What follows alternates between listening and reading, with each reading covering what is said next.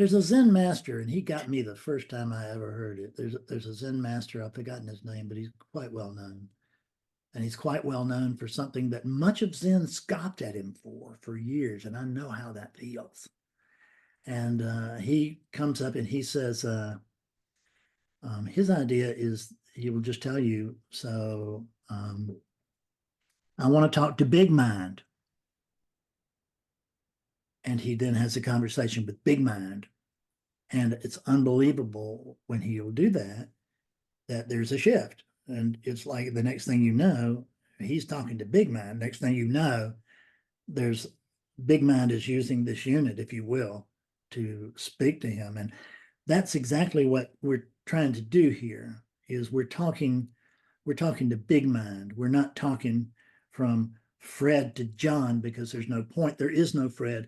There is no John. There is absolutely no possible way that Fred and John can come up with anything that will help imaginary John.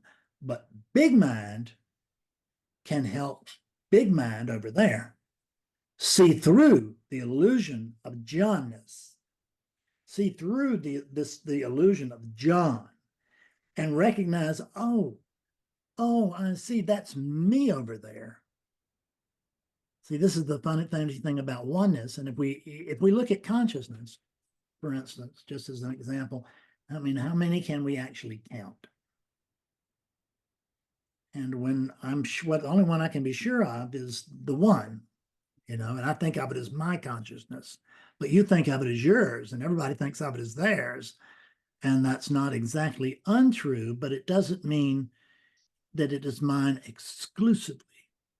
It doesn't mean, for instance, I can't say that that I am not oneness, that Fredness is not oneness. It is, but I can say that Fredness is not equal to oneness, and that's where we get mistaken. That's the reason that the sharp response was, "I am God." What they heard was an ego declaring, I see this now. I am God," said the ego. And the nuns would have not known the truth, probably anyway, but they could certainly hear the faults.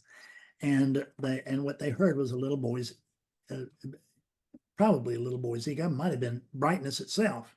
It could have been God itself saying, "I'm God," and the nun saying, "Nah, no way."